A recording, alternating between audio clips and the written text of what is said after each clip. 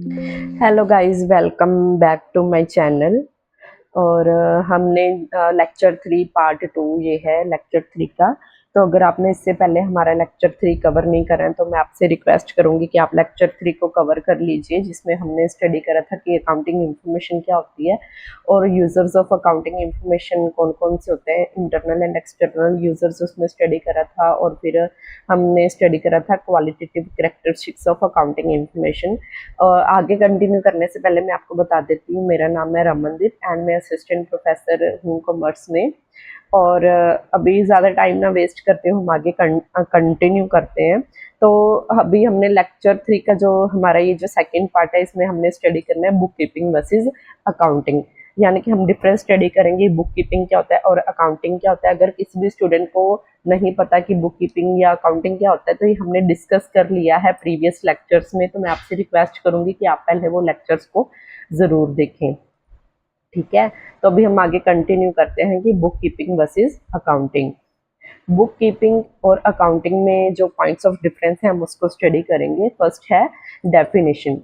तो book keeping क्या होता है? Book keeping is mainly related to the process of identifying, measuring, recording and classifying financial transactions. हमने बोला था कि जो बुक कीपिंग एंड अकाउंटिंग होते हैं ना, वो दोनों क्या है, बच्चे की तरह है। किसके लिए?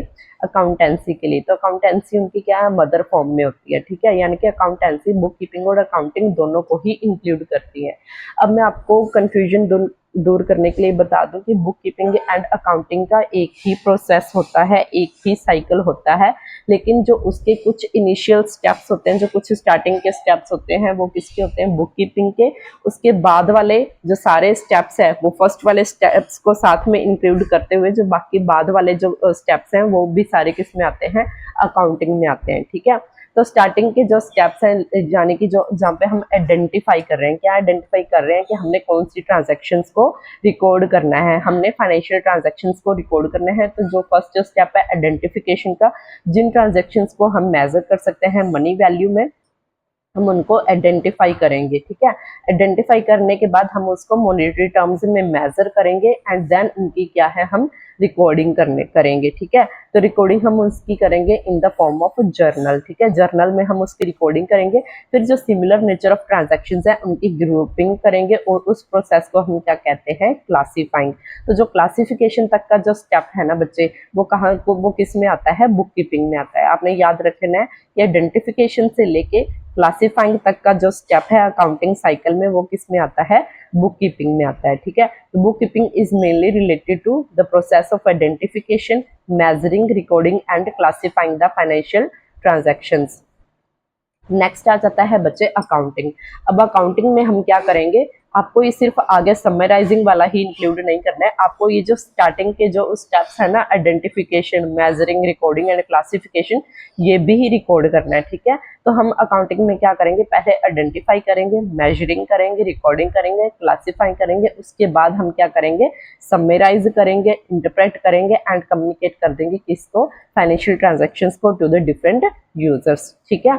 तो क्लासिफिकेशन तक क्या है? बुक कीपर हो आप। अगर आप क्लासिफिकेशन के आगे तक का प्रोसेस भी फॉलो कर रहे हैं तो फिर आप क्या है?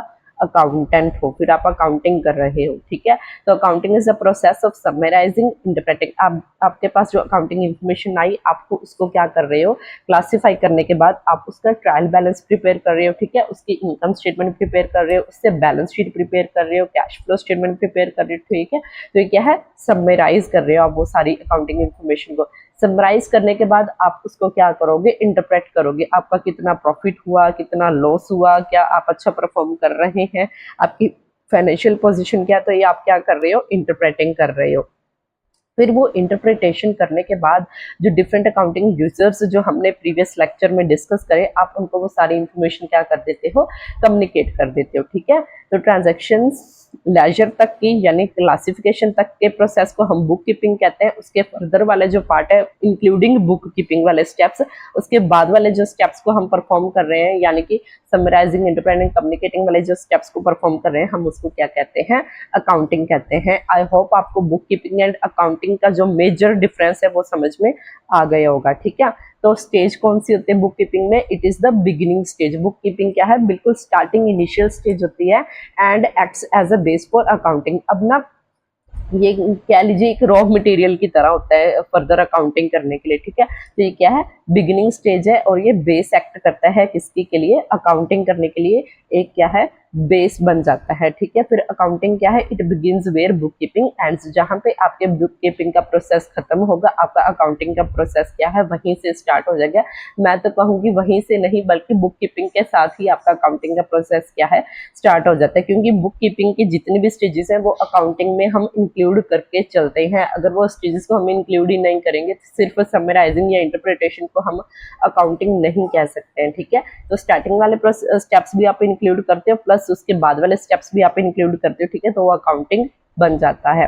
फिर उसके बाद आ जाता है थर्ड क्या है, management decision. Management can not make decisions based on book keeping, ठीक है। मैनेजमेंट क्या है, सिर्फ बुक कीपिंग को देखते हुए डिसीजंस नहीं ले सकती। अगर आपके पास इनकम स्टेटमेंट ही नहीं है जिसमें आपको यही नहीं पता चल रहा बच्चे कि आपका नेट प्रॉफिट कितना है, आपका नेट लॉस कितना है, आपके एसेट्स कितने हैं, आपकी लायबिलिटीज कितनी है, आपने किससे पैसा लेना है, आपको किसको पैसा देना है, अगर आपके पास ये सारी इंफॉर्मेशन है ही नहीं तो आप डिसीजन मेकिंग कैसे कर सकते हैं। इसके बेसिस पे आप डिसीजन मेकिंग यानी कि मैनेजमेंट क्या है, कोई भी डिसीजन नहीं ले सकती है, ठीक है। अकाउंटिंग के प्रोसेस को फुली कंप्लीट करने के बाद ही मैनेजमेंट क्या है, इजिली डिसीजन मेकिंग कर सकते हैं, जो कि फ्यूचर के लिए आपके लिए हेल्पफुल होगा। नेक्स्ट इज बुक कीपिंग का ऑब्जेक्टिव क्या है। The objective of book keeping is to keep proper and systematic records of financial transactions. ये हमने पहले भी डिस्कस करा है। जो बुक कीपिंग क्या होता है उसका मेन पर्पस क्या होता है कि हम क्या है, कंटिन्यूस ट्रांजैक्शंस को क्रोनोलॉजिकल यानी कि सिस्टमेटिक ऑर्डर में डेट वाइज उसको क्या करेंगे, रिकॉर्ड करेंगे और एक्यूरेटली रिकॉर्ड करेंगे, हम उसकी करेक्ट रिकॉर्डिंग करेंगे। वेयर ऑब्जेक्टिव ऑफ अकाउंटिंग क्या होता है कि हम असर्टेन करना चाहते हैं बच्चे, हम क्या पता करना चाहते हैं कि हमारी फाइनेंशियल पोजीशन क्या है, हमारे पास किसी पॉइंट ऑफ टाइम पे कितने एसेट्स हैं और कितनी लायबिलिटीज हैं। एसेट्स का मतलब होता है कि बच्चे आपकी प्रॉपर्टी कितनी है, ठीक है, आपके पास कितनी प्रॉपर्टी है जिसको कल को आप सेल करके आप क्या है, अगर आपने किसी को पैसा देना है तो आप उसको पैसे दे पे कर सकते हो, यानी कि आपकी कितने एसेट्स हैं और कितनी लायबिलिटीज यानी कि आपने कितने लोगों को पैसा देना है, ठीक है, आप कितने लोगों के टूवर्ड्स लायबल हो। तो ये आपको कौन बताता है, ये अकाउंटिंग आपको बताता है through financial position.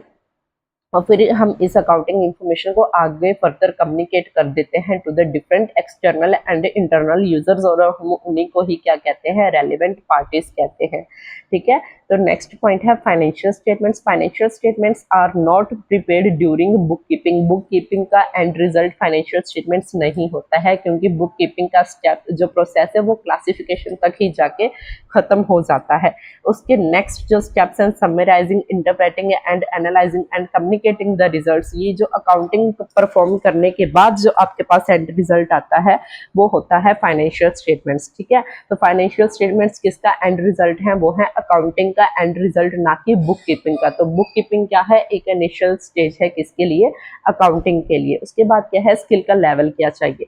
Book keeping को परफॉर्म करने के लिए आपको कोई क्या है, स्पेसिफिक स्किल्स नहीं चाहिए, आपको क्या है, क्लरिकल नेचर की स्किल्स चाहिए, यानी कि आपको कोई एनालिटिकल स्किल्स नहीं चाहिए जिसमें आप इंटरप्रेट कर रहे हैं कि अच्छा नेट प्रॉफिट इतना आया, प्रीवियस ईयर तो इतना था, अब ये इतना कैसे बढ़ गया, ठीक है, ये इतना कैसे कम हो गया। तो ये क्या है, बुक कीपर को इसकी सिरदर्दी लेने की जरूरत नहीं है। बुक कीपिंग करने के लिए आपको ऐसी एनालिटिकल स्किल्स नहीं चाहिए, आपको ऐसी टिपिकल टेक्निकल स्किल्स नहीं चाहिए, लेकिन अगर आपको अकाउंटिंग परफॉर्म करनी है तो उसके लिए आपको क्या है, कुछ स्पेसिफिक एनालिटिकल कम्प्लेक्स नेचर के स्किल्स क्या है, रिक्वायर्ड होते हैं। आई होप आपको बुक कीपिंग एंड अकाउंटिंग के जो मेजर पॉइंट्स ऑफ डिफरेंस वो समझ में आ गए होंगे।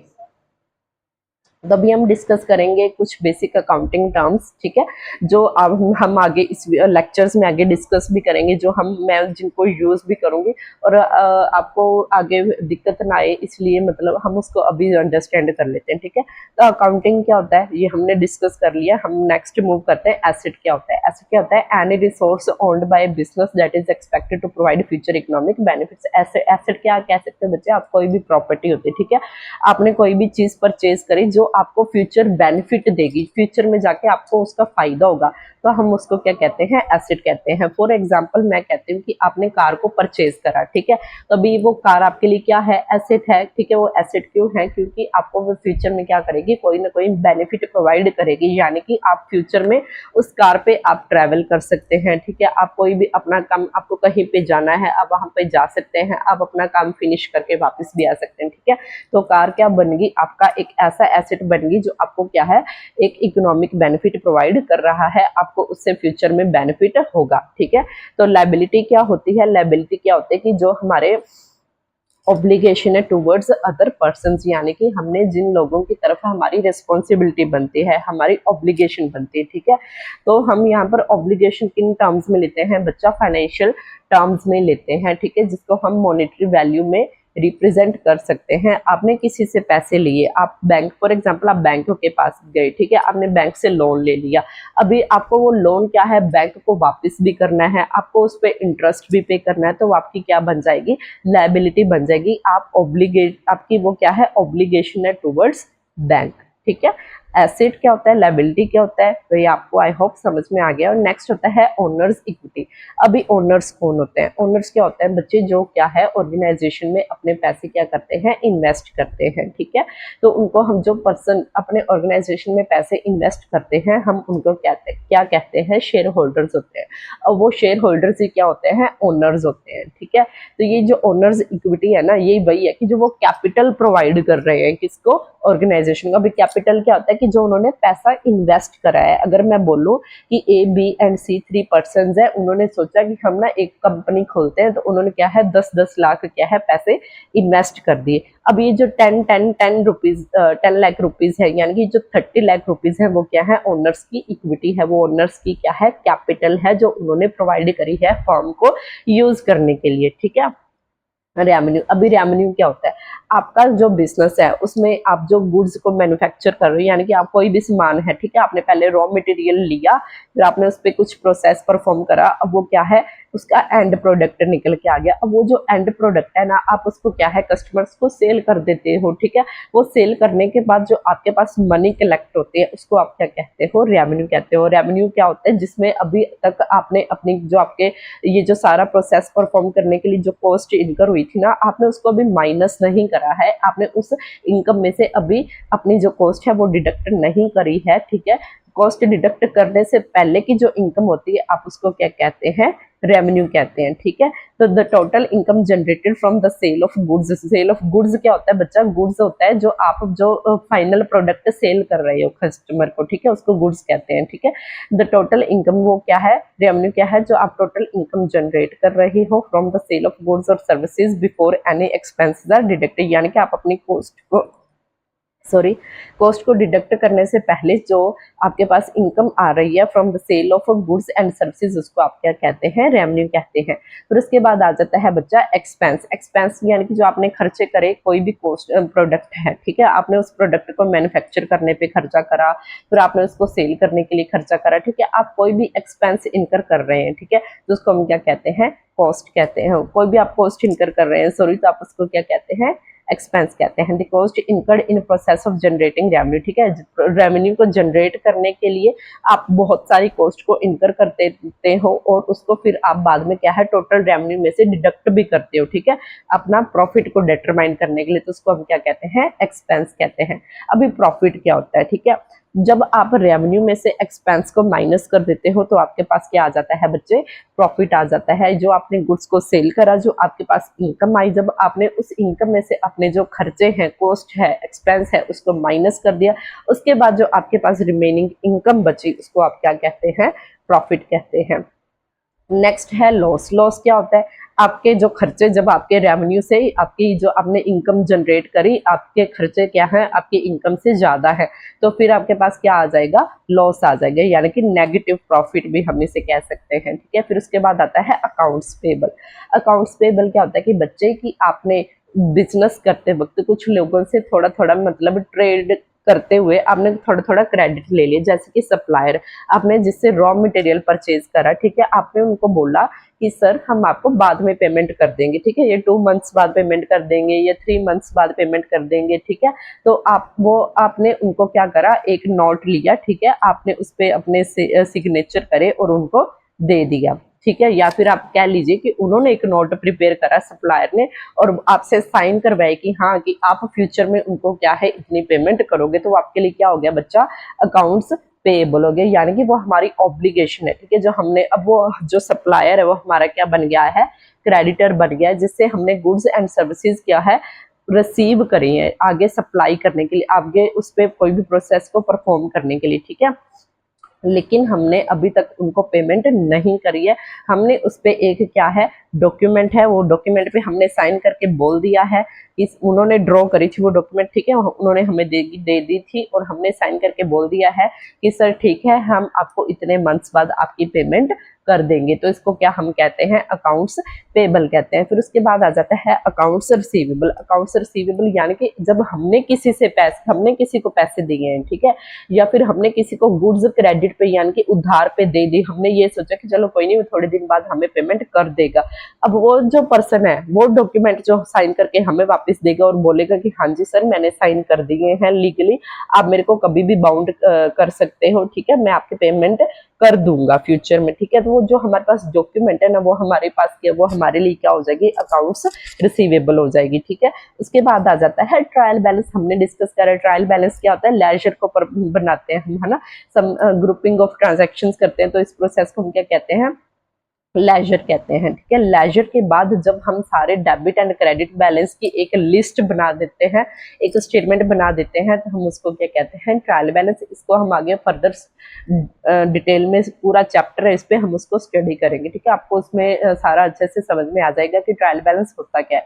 अभी के लिए आप ये समझ लें कि ट्रायल बैलेंस क्या है, स्टेटमेंट होती है जिसमें आपके सारे जो लेजर के अकाउंट्स होते हैं, चाहे वो राम का अकाउंट है, श्याम का अकाउंट है, सेल्स का अकाउंट है, परचेज का अकाउंट है, सेल्स रिटर्न का अकाउंट है, परचेज रिटर्न का अकाउंट है, तो वो सारे के सारे अकाउंट्स के जो बैलेंस, जो रिमेनिंग बैलेंसेस होते हैं हम उसको किस में शो करते हैं बच्चा, ट्रायल बैलेंस में शो करते हैं। फिर उसके बाद आ जाती है बैलेंस शीट। अब बैलेंस शीट क्या है, एक फाइनेंशियल स्टेटमेंट है, ये किसका एंड रिजल्ट है, ये अकाउंटिंग के प्रोसेस का एंड रिजल्ट है। ये हमें दिखाता है कि at a point of time हमारे कितने एसेट्स हैं, हमारी कितनी लायबिलिटीज हैं, हमारे पास कितनी कैपिटल है, ठीक है। इनकम स्टेटमेंट, फिर उसके बाद इनकम स्टेटमेंट हमें क्या कहता है कि हमारे कितने खर्चे हुए, हमारी कितनी इनकम हुई, हमें कितना प्रॉफिट हुआ या हमें कितना लॉस हुआ, वो हमें कौन बताता है, इनकम स्टेटमेंट, जिसको आप क्या है प्रॉफिट एंड लॉस अकाउंट भी कहते हैं। उसके बाद आ जाता है बच्चे cash flow statement. Cash flow statement एक ऐसी स्टेटमेंट होती है जो ये आपको बताता है कि आपकी कंपनी में कितना कैश इनफ्लो हो रहा है और कितना आउटफ्लो, यानी कि कैश कितना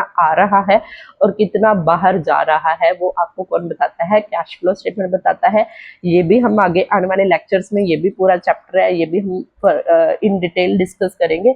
अभी के लिए आप ये समझ लीजिए कि जो कैश फ्लो स्टेटमेंट होती है ये एक ऐसी स्टेटमेंट होती है जो हमें ये बताती है कि किसी पर्टिकुलर पीरियड ऑफ टाइम में हमारे कितने कैश इनफ्लोज हो रहे हैं और कितने कैश क्या है आउटफ्लोज हो रहे हैं, ठीक है। उसके बाद आ जाता है जनरल लेजर। अब ये जो जनरल लेजर होता है ये क्या है, रिकॉर्ड करता है फाइनेंशियल ट्रांजैक्शंस को over the life of a company, ठीक है, कंपनी की कितनी लाइफ है, ठीक है। अभी कंपनी की लाइफ क्या होता है, इनडेफिनिट पीरियड के लिए होती है, हमें नहीं पता कि कंपनी 10 साल की चलेगी, 15 साल की, 20, हम कंपनी की लाइफ को क्या है इनडेफिनिट मान के चलते हैं, ठीक है। तो उस पीरियड के दौरान, कंपनी के लाइफ के दौरान जो हमने लेजर प्रिपेयर करे होंगे ना उनको हम क्या कहते हैं, जनरल लेजर कहते हैं। फिर उसके बाद आ जाता है जर्नल। जर्नल क्या है, एक जर्नल क्या है, जर्नल वो एक कह लें कि स्टार्टिंग फेज है जिसमें हम इनिशियल रिकॉर्ड करते हैं, किसको, फाइनेंशियल ट्रांजैक्शंस को डेट वाइज रिकॉर्ड करते हैं, हम उसको क्या कहते हैं, जर्नल। यानी कि आपकी फाइनेंशियल ट्रांजैक्शंस की जो फर्स्ट रिकॉर्डिंग होती है वो किस में होती है, वो जर्नल में होती है, ठीक है। उसके बाद आ जाता है डेबिट, ठीक है। डेबिट क्या होता है, डेबिट का मतलब अब कुछ एसेट्स होते हैं, कुछ लॉस इनकम्स होती हैं, ठीक है, एक्सपेंसेस होते हैं, लॉसेज होते हैं। तो आपके जितने भी एसेट जब वो इंक्रीज होंगे तो वो क्या होंगे, डेबिट होंगे, यानी कि आपके जो एसेट है उसका बैलेंस क्या होता है, डेबिट होता है। अगर वो इंक्रीज होएगा तो वो क्या होएगा, डेबिट होएगा। सिमिलरली जो आपकी लायबिलिटीज होती है उसका बैलेंस क्या होता है, क्रेडिट बैलेंस होता है। जब आपकी लायबिलिटीज इंक्रीज होंगी तो वो क्या होंगी, क्रेडिट होंगी। अगर आपकी लायबिलिटीज डिक्रीज होंगी तो वो क्या होंगी बच्चा, डेबिट होएगी। ठीक है, आपकी लायबिलिटीज डिक्रीज हो रही है तो आप उसको, अभी इंक्रीज हो रही थी तो आप उसको क्रेडिट कर रहे थे, अब वो डिक्रीज हो रही है तो आप उसको क्या करेंगे, डेबिट करेंगे। सिमिलरली जो आपके एसेट्स हैं अगर वो इंक्रीज होते हैं क्योंकि उनका डेबिट बैलेंस होता है, अगर वो इंक्रीज होंगे तो आप उसको डेबिट करेंगे। अगर आपका एसेट डिक्रीज होएगा ये आप उसको क्या करेंगे, क्रेडिट करेंगे। तो एसेट के साथ ही रिलेटेड क्या होते हैं, एक्सपेंसेस होते हैं। एक्सपेंसेस का भी जो बैलेंस होता है वो क्या होता है, डेबिट होता है। अगर आपके एक्सपेंसेस इंक्रीज होंगे तो आप उसको डेबिट करेंगे, अगर वो डिक्रीज होंगे तो आप उसको क्या करेंगे, क्रेडिट करेंगे। ये जो डेबिट एंड क्रेडिट बैलेंसेस है ये मैंने आगे डेबिट एंड क्रेडिट के आपको रूल्स भी डिस्कस करने हैं, ये आने वाले लेक्चर्स में हम जल्दी डिस्कस करेंगे, तो उसमें आपको ये बहुत और भी अच्छे से क्लियर हो जाएगा। ठीक है, ऐसे अभी क्रेडिट और डेबिट आई होप आपको समझ में कुछ समझ में आ गया होगा, बाकी डिटेल में हम वहां पर डिस्कस करेंगे। नेक्स्ट है कैपिटल। ये भी मैंने आपको बताया था कि जो फंड्स क्या है शेयर होल्डर्स लगाते हैं, ठीक है, बिजनेस में हम उसको क्या कहते हैं, कैपिटल कहते हैं। जो ओनर्स अपना पैसा बिजनेस में लगाते हैं हम उसको क्या कहते हैं, कैपिटल कहते हैं। डिविडेंड क्या होता है कि बच्चा जो शेयर होल्डर्स हैं, जो ओनर्स हैं, उन्होंने कंपनी में पैसे इन्वेस्ट कर रखे हैं, अब वो कुछ तो रिटर्न एक्सपेक्ट करेंगे, तो ऑर्गेनाइजेशन क्या है उनको जो रिटर्न देती है उसको हम क्या कहते हैं, डिविडेंड कहते हैं। रिटेन्ड अर्निंग्स क्या होता है कि मान लीजिए आपके पास प्रॉफिट आ गया, ठीक है, आपने प्रॉफिट का कुछ हिस्सा इनकम के रिटर्न करने के तौर पे, मतलब रिटर्न के तौर पे आपने ओनर्स को दे दिया, और कुछ हिस्सा क्या है अपने पास रिटेन करके रख रही है, यानी कि आपने वो सारा का सारा प्रॉफिट जो था वो आपने ओनर्स को नहीं दिया, आपने कुछ ओनर्स को दिया और कुछ अपने पास रख लिया ताकि आप फ्यूचर में फर्दर बिजनेस के लिए इन्वेस्टमेंट्स कर सकें। ठीक है, तो उसको हम क्या कहते हैं, रिटेन्ड अर्निंग्स कहते हैं। उसके बाद क्या होता है, डेप्रिसिएशन। डेप्रिसिएशन क्या होता है कि बच्चे fall in value of asset. ठीक है, आपकी कोई भी प्रॉपर्टी है उसकी जब वैल्यू फॉल हो जाती है, ठीक है, उसकी वैल्यू डिक्रीज हो जाती है over a period of time, कुछ टाइम के बाद। मैं कहती हूँ कि आपने एक गाड़ी ली, ठीक है, आप उसको आज परचेज कीजिए और आप उसको 6 मंथ्स बाद जब आप सेल करने जाएंगे ना तो आपको सेम रेट पे उसका प्राइस नहीं मिलेगा। ठीक है, आपको अगर आपने 10 लाख की गाड़ी ली है तो आप उसको 10 लाख में ही सेल नहीं कर पाएंगे। ठीक है, आपको उसकी कुछ वैल्यू लेस मिलेगी। मान लीजिए आपको उसके सेल करने पे 1 साल बाद आपको उसको सेल करने पे 6 लाख रुपीज मिले या 7 लाख रुपीज मिले, ठीक है, या 5 लाख रुपीज मिले। अब ये जो डिक्रीज इन वैल्यू है ना 10 लाख से 5, 6 या 7 लाख, तो वो क्या है, डेप्रिसिएशन है। ये जो फॉल इन वैल्यू वो क्या है, डेप्रिसिएशन है। तो डेप्रिसिएशन किस पे होता है, टेंजिबल एसेट। अभी टेंजिबल एसेट्स क्या होते हैं, वो एसेट्स होते हैं जिसको आप देख सकते हो, छू सकते हो, टच कर सकते हो। ठीक है, तो क्या है आपके टेंजिबल एसेट्स है, और डेप्रिसिएशन क्या है, टेंजिबल एसेट्स पे लगती है। ऐसे ही हमारे पास कुछ कॉपीराइट्स होते हैं, पेटेंट्स। अब कॉपीराइट्स या पेटेंट्स को आप देख तो नहीं सकते, ठीक है, ये आपके पास क्या है, एक राइट है जो गवर्नमेंट ने आपको या फिर लॉ ने आपको दे रखा है कि हाँ कि सिर्फ ही आप ही इसको यूज कर सकते हो, ठीक है, कोई और यूज नहीं कर सकता। अब जो उन लीगल राइट्स की, जो हमारे पास कॉपीराइट्स और पेटेंट्स है, जब उनकी वैल्यू बच्चा डिक्रीज होती है ना तो उसको, उस प्रोसेस को हम क्या कहते हैं, उस प्रोसेस को हम क्या कहते हैं, अमोर्टाइजेशन कहते हैं। अब नेक्स्ट है फाइनेंशियल ईयर। फाइनेंशियल ईयर क्या होता है कि आपकी जो ऑर्गेनाइजेशन है ना वो अपना प्रॉफिट एंड लॉस कैलकुलेट करती है आफ्टर पीरियड ऑफ 12 मंथ्स। ठीक है, तो ये जो 12 मंथ का पीरियड है ना, हम फ्रॉम 1 अप्रैल टू 31 मार्च, हम इसे क्या कहते हैं, फाइनेंशियल ईयर कहते हैं। नेक्स्ट आ जाता है कैपिटल एक्सपेंडिचर। अब जो आप फिक्स्ड एसेट्स कौन से एसेट्स होते हैं, जैसे कि बिल्डिंग्स, पापे रोला तो ना पाओ। अब ये जो फिक्स्ड एसेट्स हो गए, जैसे कि बिल्डिंग्स होंगी, मशीनरी होगी, प्लांट एंड इक्विपमेंट्स हो गया, ठीक है, ये जो मतलब जिसका बेनिफिट आपको मोर देन 1 ईयर मिलेगा। ठीक है, आपने ऐसे एसेट्स में इन्वेस्टमेंट करा जिसका बेनिफिट आपको मोर देन 1 ईयर मिलेगा, चाहे वो बिल्डिंग है। अब आप उसको 1 साल के लिए तो यूज नहीं कर रहे हैं ना, अगर आपने बिल्डिंग परचेज करी या कंस्ट्रक्ट करी, आप उसको 20-30 साल के लिए यूज करोगे। ठीक है, सिमिलरली आपने कोई प्लांट एंड मशीनरी परचेज करा तो आप उसको 20 या 30 साल के लिए यूज करो।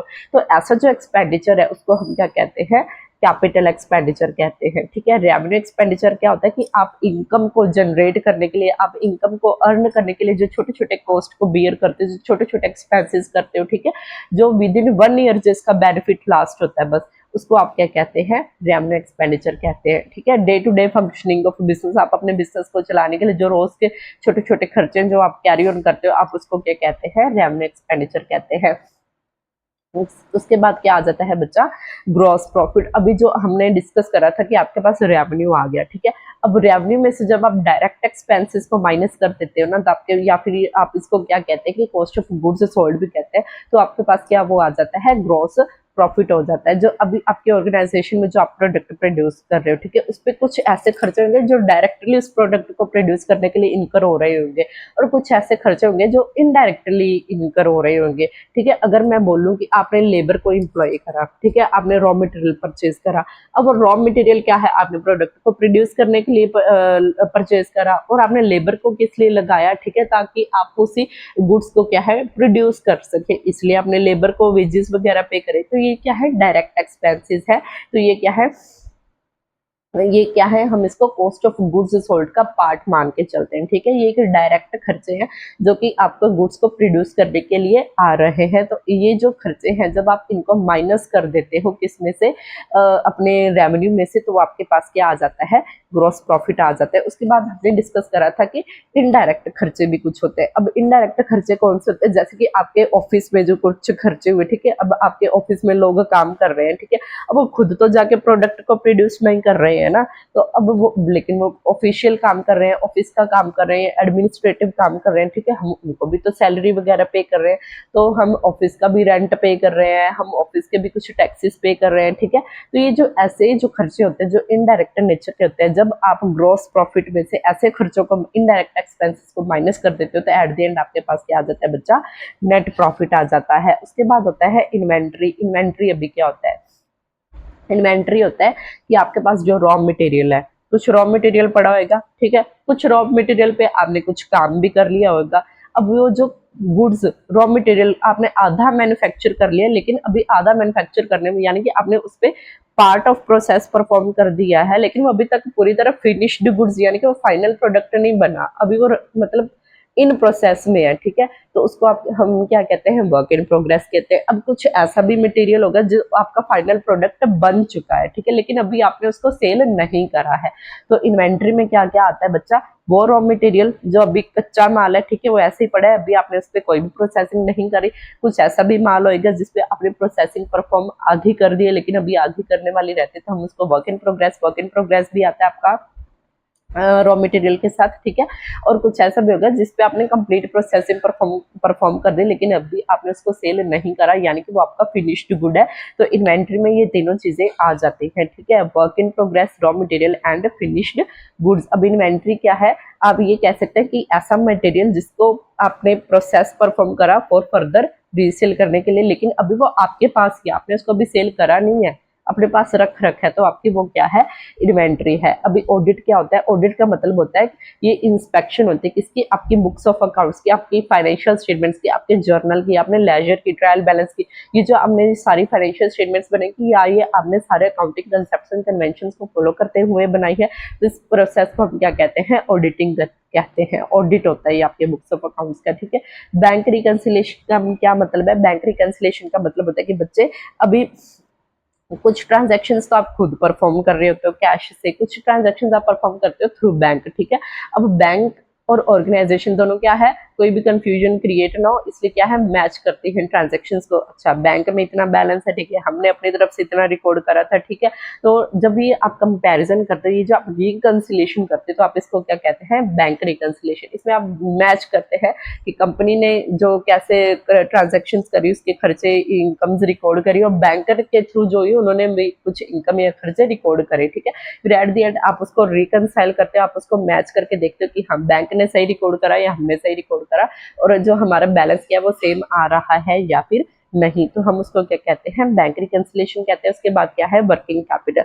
वर्किंग कैपिटल आप कह लीजिए कि ये होता है कि पैसे ही होते हैं, फॉर्म ऑफ फंड्स ही होते हैं, जो आपके ऑर्गेनाइजेशन के डे टू डे वर्किंग के लिए चाहिए होते हैं। आपको हर रोज के छोटे छोटे एक्सपेंसेस को पे करने के लिए आपको वो कुछ पैसा चाहिए होता है। ठीक है, अगर आपके पास ये थोड़ा सा पैसा नहीं होगा तो आपकी ऑर्गेनाइजेशन बंद हो जाएगी, आप कभी भी काम नहीं कर पाएंगे। ठीक है, तो ये जो वर्किंग कैपिटल क्या है, ये वो फंड्स होते हैं, शॉर्ट टर्म फंड्स, जो आपकी कंपनी के डे टू डे ऑपरेशंस के लिए रिक्वायर्ड होते हैं, ठीक है। तो इसका फॉर्मूला भी होता है, वो क्या होता है कि करंट एसेट्स में से जब आप करंट लायबिलिटीज को माइनस कर देते हैं तो आपके लिए क्या, वो आपका क्या आ जाता है, वर्किंग कैपिटल। अब करंट एसेट्स क्या होते हैं? करंट एसेट्स वो एसेट्स होते हैं बच्चे जो आपको क्या है, विद इन 1 ईयर का बेनिफिट देते हैं, ठीक है। यानी कि वो लॉन्ग टर्म बेनिफिट नहीं देंगे, वो ऐसे एसेट्स हैं जो आपके विद इन 1 ईयर में वो क्या हो जाएंगे, कंज्यूम हो जाएंगे।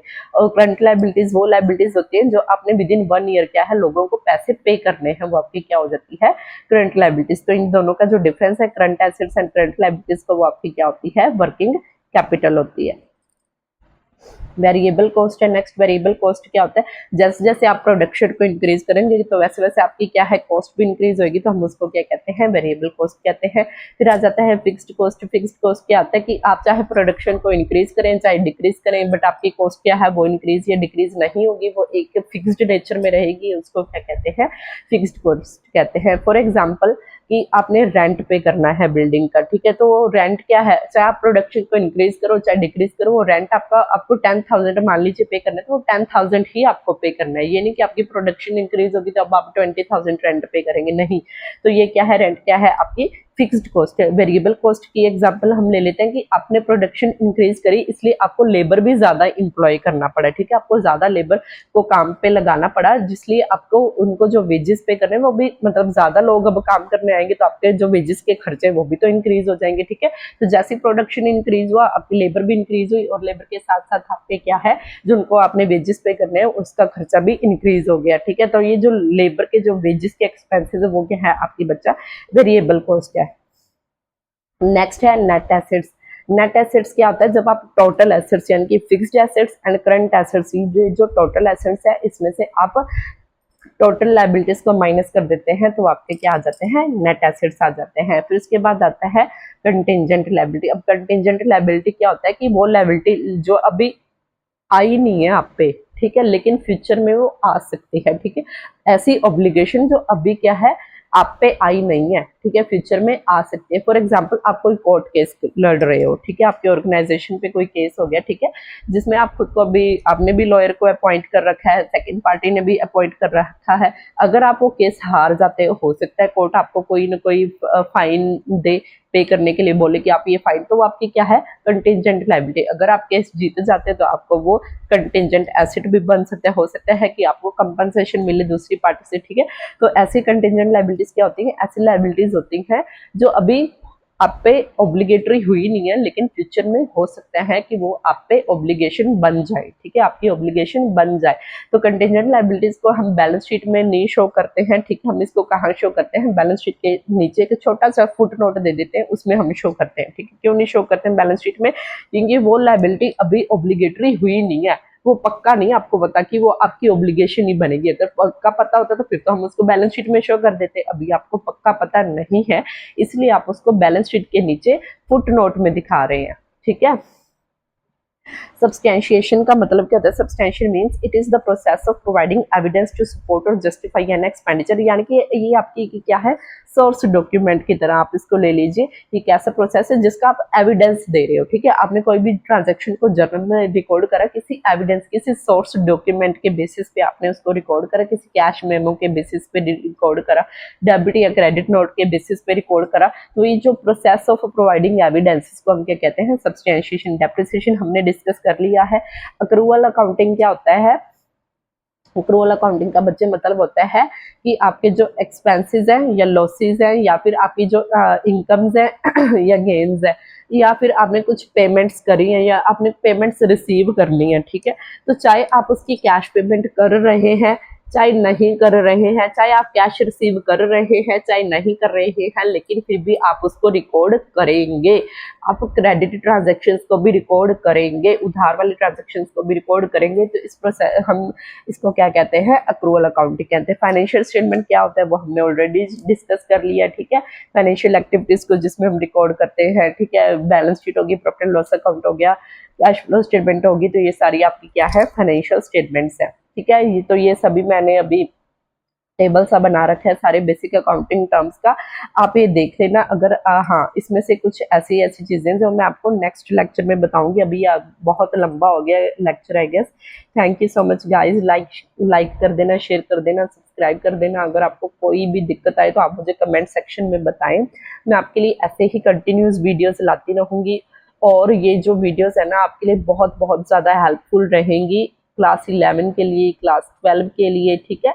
और बीकॉम के स्टूडेंट्स हैं जिनको बेसिक चीज़ों में दिक्कत होती है, ठीक है, यानी कि जिन्होंने बीए कर रही होती है, फिर वो बाद में बीकॉम कर लेते हैं, या फिर +1 2 में उन्होंने कॉमर्स में ही स्टडी करी होती है, तो उनके लिए ये ना बहुत हेल्पफुल है। प्लस अगर आप ऑडिट इंस्पेक्टर की तैयारी कर रहे हैं, अगर आप जूनियर ऑडिटर की तैयारी कर रहे हैं, अगर आप कॉमर्स लेक्चरार की तैयारी कर रहे हैं, तो ये आपके लिए ना रामबाण साबित होने वाली है ये जो वीडियोस है। तो आप प्लीज़ मेरे चैनल को सपोर्ट कीजिए, मुझे भी मोटिवेशन मिलती रहेगी। Thank you so much.